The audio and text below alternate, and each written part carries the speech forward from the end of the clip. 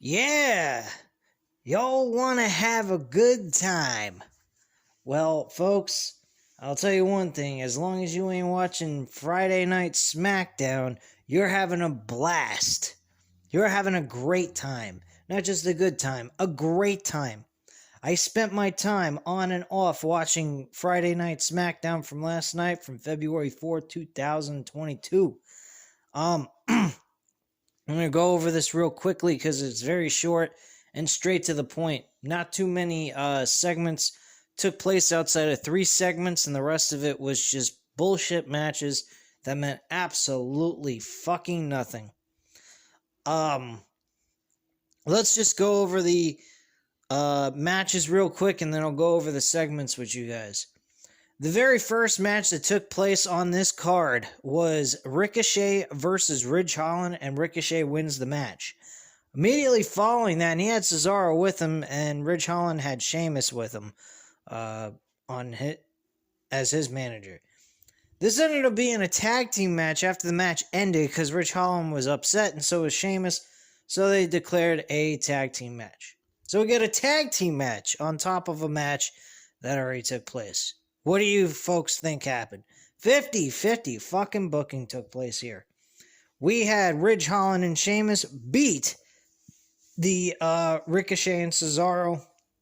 And I believe Sheamus pinned, I believe, Cesaro. Cesaro took the L and Sheamus got the W. So there you go. If I'm wrong, oh well, who gives a shit? This fucking show sucked. Alright, next match after that was Jimmy Uso defeating Eric. These two are supposed to challenge each other or face each other for the tag team titles at the Elimination Chamber. There's only one small problem. Why are they having any kind of match with each other at all? It's just giving away the idea that the Viking Raiders have no shot in hell of winning the match. The fans were also really into it, with the Viking Raiders pounding their chests, saying raid, raid, raid. I say war, war, war, because that's the original chant they used to say, and it sounded a lot better than this bullshit. And these fans are blithering idiots. I'll tell you, folks, I don't see anything piped in, because all I can see are morons actually cheering for this crap. I mean, literally cheering for this. These people love this garbage. They really do. Every single match that took place, you had people really highly invested in this garbage. No, they weren't screaming at the top of their lungs, but you had fans encouraging this garbage. And we wonder why Vince McMahon keeps giving us crap. Because these moronic fans. He has dug to the bottom of the barrel. And I mean dug to the bottom of the barrel of fans that he can reach out to and actually entertain with this garbage. The retards of the WWE, folks. There's retards of AEW. There's people that have no fucking idea about how to really book a show. I have no idea the concept and the way of booking, getting an understanding of professional wrestling. There's a process and a way of doing things. This is terrible booking. There is no reason why the tag team champions should be facing the challengers leading into the pay-per-view. But what else is new? We've seen this on countless occasions. So nothing's new here. So I'm not going to sit here, scream my full head off, and act like a moron just because I see something that's idiotic. Because it's a waste of my fucking time. So let's get a little further into this. Jimmy Uso defeated Eric from the Viking Raiders. Good decision. I think it was the right one. So I'm very happy with what they did. At least they had the tag team champions win. That was something they did tonight last night that made a lot of sense. They actually had champions winning their matches, not losing. I give them a round of applause, But other than that, this show sucked balls. Makes absolutely no fucking sense, and I'll explain why.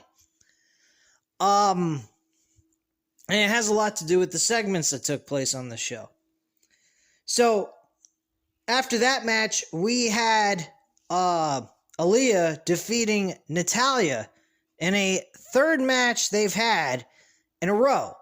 And they fought each other 3 times in the last 3-4 weeks. Why? I have no idea. But yeah, Natalya lost her match by countout. And here's the funny part about all this. Aaliyah barely shoved her to force her to go into the barricade and shove herself face first with her shoulder to make herself look like she's injured and she can't get up. This woman literally, Aaliyah could not even make this woman look believable enough that she was Irish whipped into the barricade at all.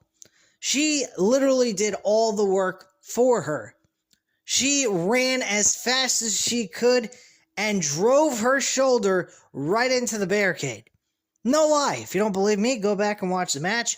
It's very short anyway, so it ain't no big deal. And you will see this horrific, terrible spot in this match that looked bloody awful. It was fucking pathetic. So, there you go. Aaliyah wins her match. Big whoop. Shinsuke Nakamura won his match as well against Jinder Mahal. This was actually impressive. Shinsuke Nakamura winning matches. Holy fuck. It's a fucking miracle. I don't believe it. So, yeah, Shinsuke Nakamura won his match. Then we had Big E and Kofi Kingston going up against Angel Garza and Alberto Carrillo, the Los Lothroyes. I believe that's how you pronounce the fucking name. If not, I don't really give a fuck.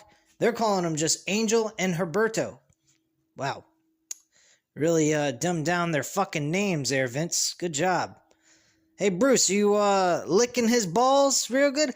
Yes, I am. You know I love him.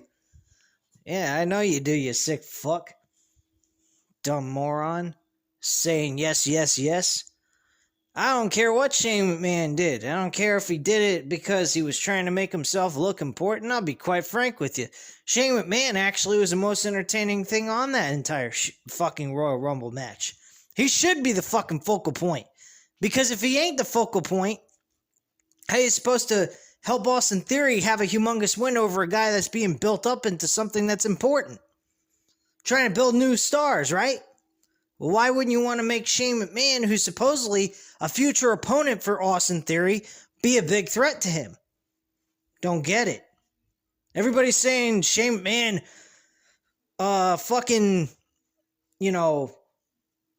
pretty much destroyed the Royal Rumble. No, I'm sorry to tell you, but everything that we saw on television had to be approved by Vince McMahon himself. So, if there's anyone that fucked up the Royal Rumble, let's blame Vince. And if you want to also blame it on Bruce, go ahead, because he's executive producer. Shane was just asked to come in to do a Royal Rumble match and have some involvement in the Royal Rumble of, how to produce it and everything. So, my attitude is this, real fucking simple. If you're going to go ahead and ask the man to come to fucking St. Louis and waste his damn time to be in a fucking shit show with nobody that's even remotely believable to win the Royal Rumble, except for the guy who had his match against Bobby Lashley for the WWE title, ultimately losing the damn title. And folks, let me tell you, I'll say it. I said it before and I'll say it again. Brock Lesnar is winning back that fucking WWE championship. They would not add him into the Elimination Chamber so he can lose and then lose to Roman Reigns going into WrestleMania. I mean, does that make any sense to you guys? Why would you have your Royal Rumble winner losing in an Elimination Chamber match? Somebody's going to have to pin him. Nobody's going to pin this guy. This guy is going to do the same thing he did in the Royal Rumble. He's going to beat every fucking one of them to death. And he's going to walk away the new WWE champion for the 9th or 10th time, for all I know. Who the fuck knows anymore? I've lost count. But bottom line, he's getting that fucking title, and we're getting title for title match. I'm totally cool with it, but I would have rather had a Royal Rumble winner going ahead and challenging one of those two men coming out of night one. I don't think we should be even seeing fucking Charlotte Flair and Ronda Rousey as the main event of any fucking pay-per-view. Holy fuck, I'm going to get into that in just a moment. But damn, what the fuck? Oh, that was a complete shit fest in its own self. Oh, man. So, let me get into the actual segments here. The very first segment that took place was Roman Reigns and Paul Heyman with the Bloodline. And this blew me the fuck away. This was not a ruse. This was not planned out, Paul Heyman said. Paul Heyman and him decided, Roman Reigns apparently forgave Paul Heyman for what he did in trying to protect Roman Reigns from Brock Lesnar, when in reality, Paul Heyman should have been protecting Brock Lesnar from Roman Reigns. That's the way he felt. I think I said that right. If I messed up, you get what I'm saying. He thought he should have protected Brock Lesnar from Roman Reigns beating him up instead of the other way around, if you get what I mean. But Roman Reigns forgave him, and he felt that he deserved a punch in the mouth for not having enough faith in Roman Reigns to fight up against Brock Lesnar. Okay. I'm supposed to believe this. Why? Are you fucking kidding me? If I was Roman Reigns, I wouldn't have any association with Paul Heyman. If I thought he was just trying to protect me, I wouldn't need his protection. I think Roman Reigns looked better without Paul Heyman. Not that the fact that Paul Heyman didn't do a great job with talking for him in certain aspects, but the bottom line is Roman Reigns looked a little bit weaker near the end of their run together, and now they're doing a second run, technically. And this is supposedly not a ruse. This was all just, it happened. There was no planned out situation here. I smell bullshit coming out of this. This is all a bunch of crap. That's number one. Number two, this could be all shot in the fucking dark, but for all we know, Paul Heyman may have planned all this in the first place. Meaning, hear what I'm going to say here. Maybe he convinced Roman Reigns by giving him the belt, screwing Brock Lesnar over. He's ultimately going to go back to Brock Lesnar at the end of all this at WrestleMania. So he's going to screw over Roman Reigns, and Roman Reigns is going to become a face. That's a possibility, but I highly, highly doubt it. I would hope they wouldn't do that. If they do, folks, I'm done with WWE doing any reviews or anything on this channel. I'll talk about the stuff that's going on behind the scenes with them, but seriously, folks, I don't know if I want to review WWE anymore if they go that route. That would be the worst fucking thing they could possibly do. A terrible idea. But hey, that's WWE for you. You don't know what kind of crazy ideas they might come up with. You think anything could happen? Oh yeah, there probably could be. Could be really terrible ideas that make absolutely no fucking sense at all. So, who knows? Who really knows? In the mind of Vince McMahon and having Bruce Pritchard as his creative guy, who the hell knows anymore? So, I don't know. But, yeah. So Roman Reigns, Paul Heyman, supposedly back together. No ruse, no nothing. This was never planned out. Bullshit. I don't know. So things even get progressively worse with all this. First off, they claim that it was never a plan, but then it gets even progressively worse. Out comes Goldberg. Mr. Oldberg. Yeah, you know, the bald-headed fuck who thinks he's Stone Cold Steve Austin wannabe. He couldn't lick the jockstrap of Stone Cold Steve Austin. Are you fucking kidding me? Now, don't get me wrong. I used to love Goldberg back when he was able to fucking walk down the ramp without getting exhausted. You know? Those type of things really piss me off. I mean, I've been a fan of Goldberg's for an extremely long time. But at the end of the day, as me being a fan of his, I have to realize this guy is milking the fucking shit out of his name. To the point it's nauseating. And this guy is really nauseating the fucking shit out of me for the last several years.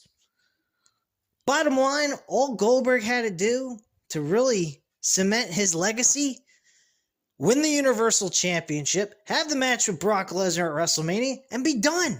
That's all he had to do. He didn't have to keep coming back. He did it for a run for his son. Okay, great. So you did that. What more do you got to do? He's getting multiple World Championship matches through 2021. He's getting the top spots. What's going on here? Like, what the fuck am I watching here? This is ridiculous.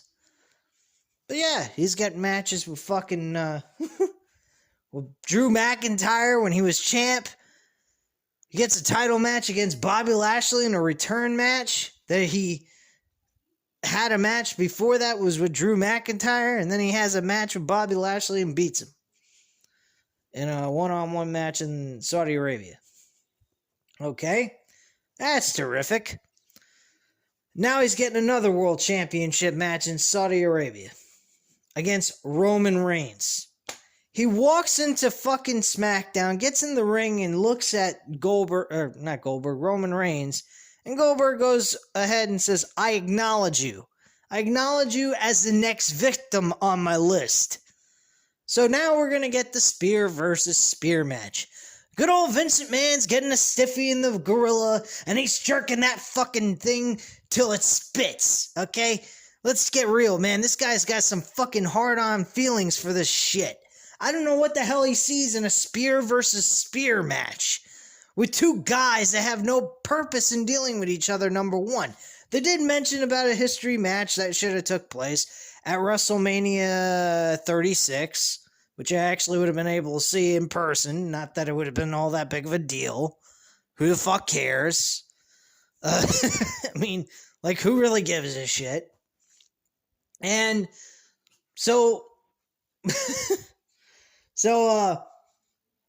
Goldberg looks at him.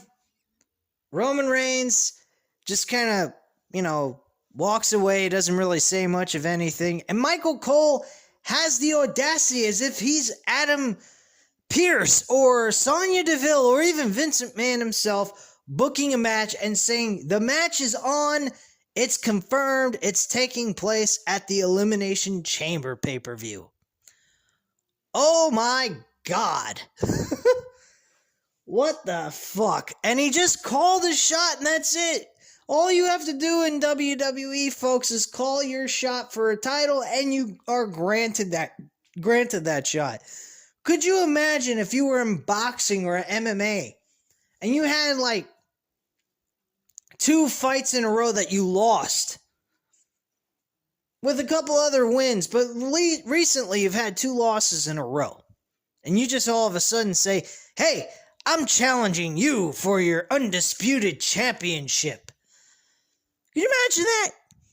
I'm going to challenge someone who's a champion, who's been on a fucking roll, had multiple title defenses, and I'm going to ask them for a title match, and I'm going to be granted that after having several losses under my belt? If you look at Goldberg's record history for since 2021, he lost to Drew McIntyre, lost to Bobby Lashley, and he won against Bobby Lashley in a rematch. So he's 1-2. Where is he being why should he be granted a world championship match? That just right out of the gate just says favoritism, folks. Just fucking favoritism. There's no build towards any of this. It's just, you're next, match is made. Wow, that was a real fucking build right there. That blew me away when I watched it. I was surprised as hell. Give me a fucking break. No, I wasn't. That's a joke and a half. Naomi wanted Sonya Deville later on in the show, by the way. And she didn't really get that. She was granted a WWE Women's Championship match against Charlotte Flair next week. So let me get this right. You're going to give Naomi a title shot against Charlotte Flair on Smackdown, not at the Elimination Chamber pay-per-view, where she'll be seen in front of a large audience. Not that this really matters in any case at all. But she's supposedly being challenged by Ronda Rousey, Charlotte Flair. So we're going to give Naomi an opportunity for the Women's Championship where she's ultimately either going to get screwed out of that match, where she's probably going to come close and get screwed over by Sonya Deville. This is going to lead to a WrestleMania match, more than likely, I guarantee you that. And it deserves it, to be honest with you. They've done a decent job with the build with that. But in all retrospect, why the fuck is Charlotte Flair facing Naomi right now at this point, outside of maybe building towards Sonya Deville and Naomi at WrestleMania? That's the only thing I can come up with. And if that's what they're doing, okay, fine, whatever. But you know damn well she ain't winning the fucking match. She ain't got a shot in hell. So that ain't happened. So she was granted that. Drew McIntyre makes his first appearance on Smackdown since the injury that took place at day one.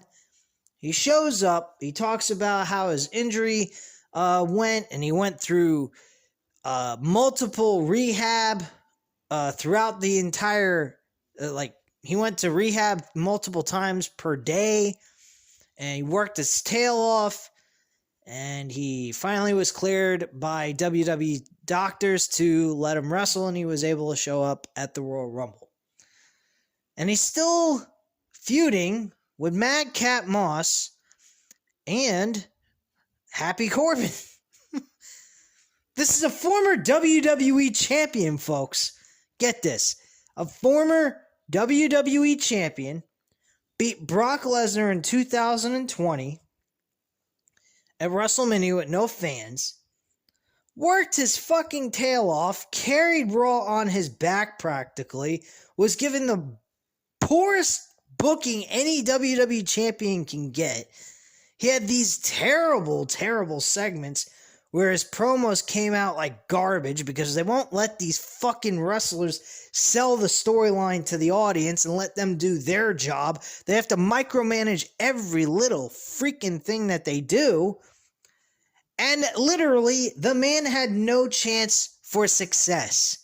When you strip him of the ability to sell people on a storyline or a promo, you're fucking them over, which is poor booking decision making. If you want a script written out with them saying word for word verbatim of what they want to say, then they need to get the storyline writers to talk to the wrestlers who are conducting the promo and ask them what they want to say. And they write it down in the script. So that means you have to work with the wrestler. That means you're going to have to prioritize your fucking shit.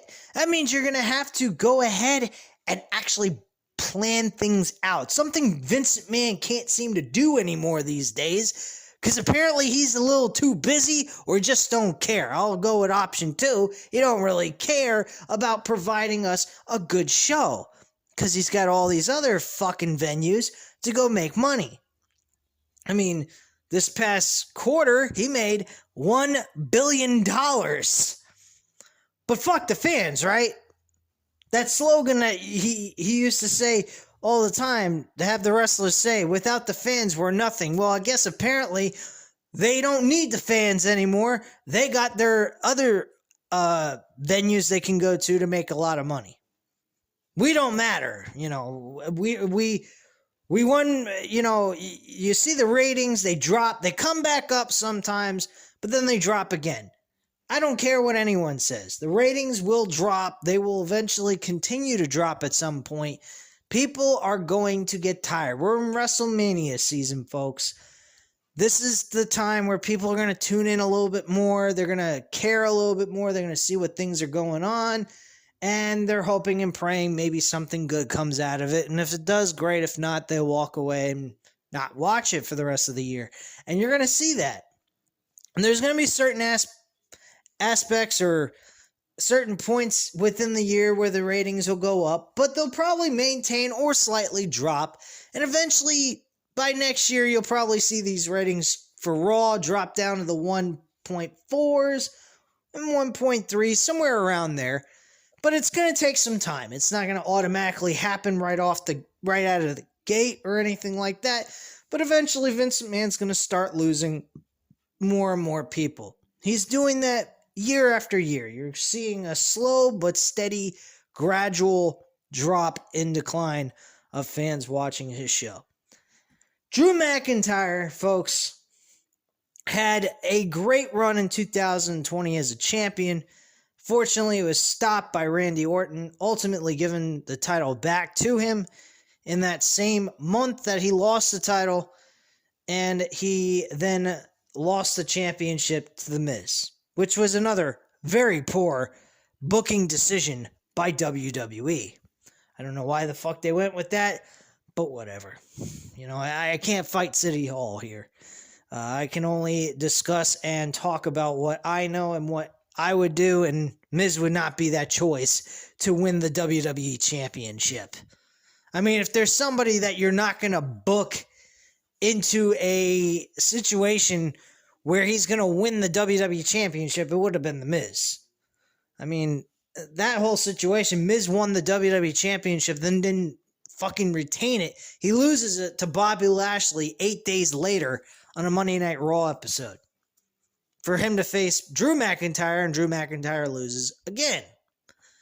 So all this time, he's losing. He ain't doing much of anything. He lost to Big E, of all people. Big E didn't really have that great of a title reign either. It was a joke and a half. Comes to SmackDown, hasn't done nothing there either. Had a bunch of squash matches that meant absolutely nothing. And he's still having matches with low-grade performers, such as Happy Corbin and Madcap Moss. Madcap Moss, I swear to you folks, he looks like a gosh darn Steve Urkel on steroids. I swear to you, on my life. The man looks like he's on steroids, and he looks like fucking Steve Urkel. Now, maybe he got that way naturally, and if that's the case, fine. But in normal retrospect, steroids is really a good way of using, in this case, with a guy who dresses up like Steve Urkel. I think it's kind of a funny thing. Imagine Steve Urkel, a little skinny fucking douchebag on Family Matters, actually roided out on steroids, and he was all bulked up with no shirt on, wearing overalls. That would be Steve Urkel on steroids, man. No kidding, man. Just a funny little joke there. But anyway, yeah, Madcap Moss, he tried to get involved in this segment while he was talking to Happy Corbin. And for whatever reason, that sword came in handy. I kept wondering to myself, what the fuck is the point of that sword? And he pointed directly at Madcap Moss because he figured he was right behind him. And he pointed directly at him, so if he ran any further, he'd be going right into the sword. So finally, the sword was made for good use, thankfully.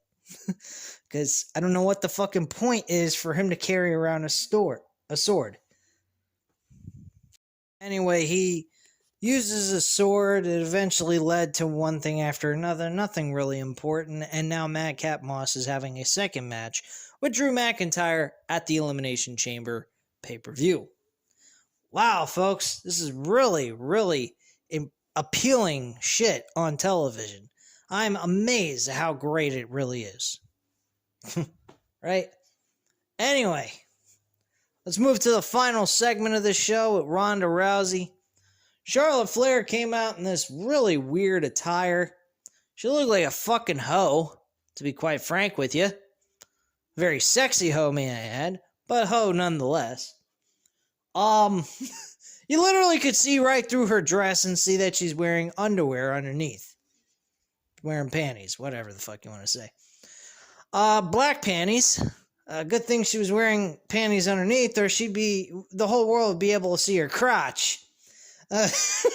I mean, this broad looked like a hoe beyond belief. I've never seen Charlotte Flair dress up this way before, and I really, to be quite frank with you, I'd never want to see her dressed up like that again. So, whatever. Anyway, Sonya Deville was with her as well, and they make the announcement that Ronda Rousey made the decision to face Becky Lynch. I guess to throw us for a fucking swerve, as if we don't not watch, but listen or hear or read about the fucking news behind the scenes going on in the WWE. I mean, come on. You guys are fucking idiots. You can't play tricks on us anymore. The internet's got you fucked up the ass. Your plans are screwed. Stop giving out your fucking plans and just keep them secret. You don't hear AEW floundering their fucking ideas all over the place. I swear to you folks, I never hear a single word about AEW's plans or what they're going to do in the near future before it happens. Not one single time have I heard any of these ideas on the dirt sheets. Only WWE is the only fucking promotion in the world right now in wrestling that you can easily get every freaking result, idea, whatever, or storyline progression going into a match known to man. And I think that is absolutely disgusting. It fucks up the entertainment value out of it. And this company just gives it away like fucking candy. I mean, that's ridiculous. I wouldn't tell a reporter or a third party anything what we're doing behind closed doors when it comes to wrestling ideas.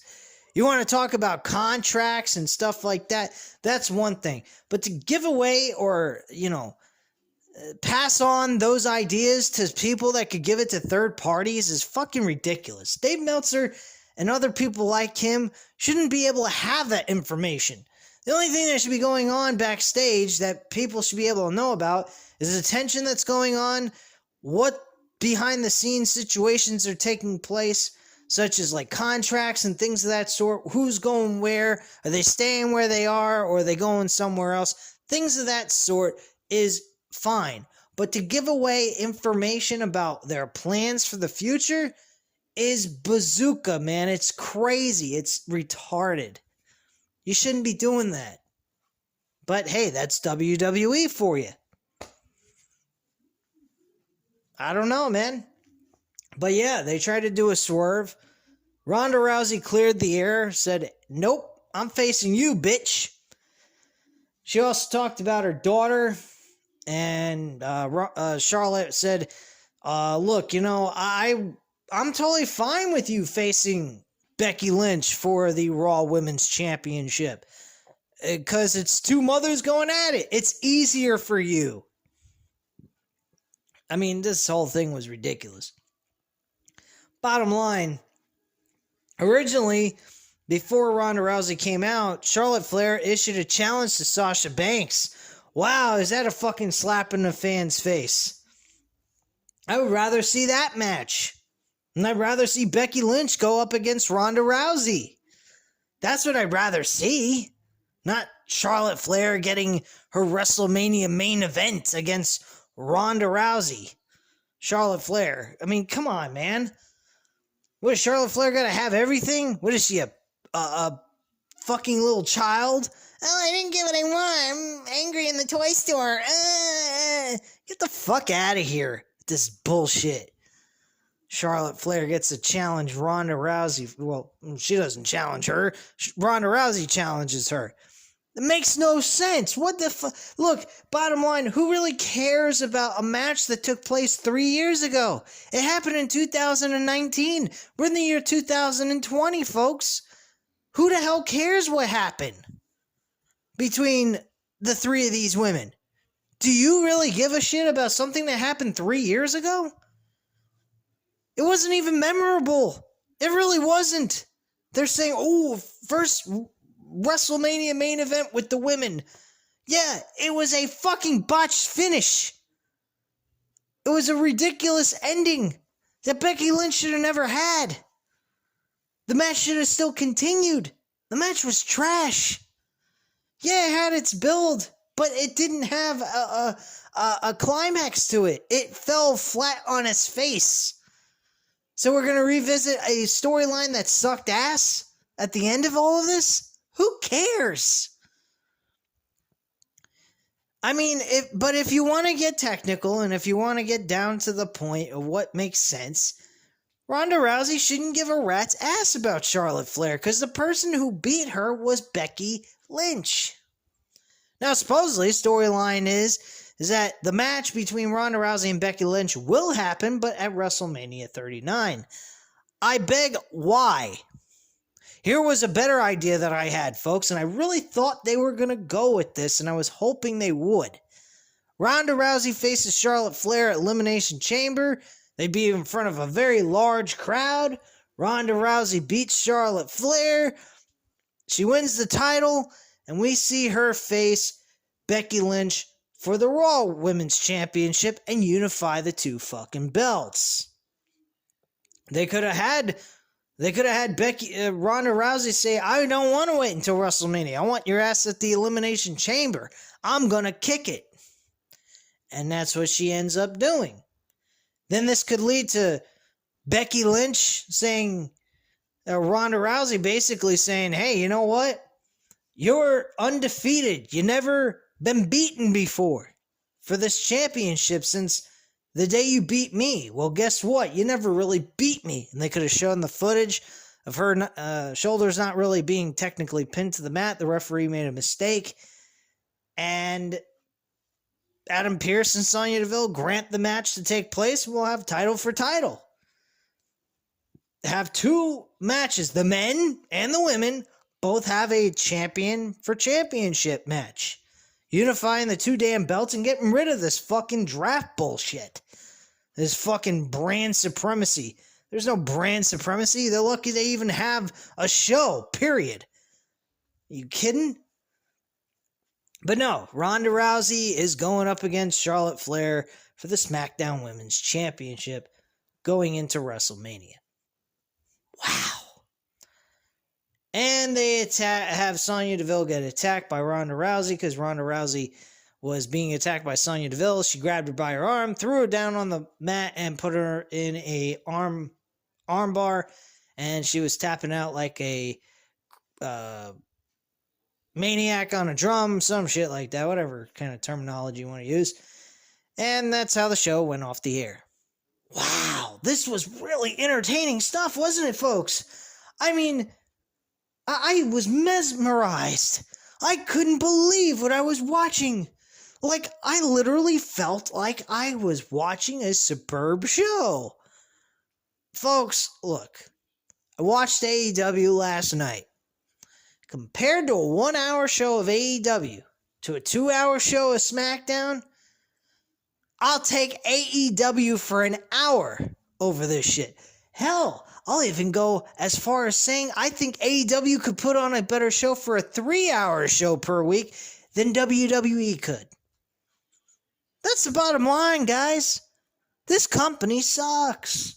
WWE is the worst of the worst I've ever seen it in my life. I just don't know what else more to say outside of the show was a terrible show. Terrible build. It meant absolutely nothing. It was pointless.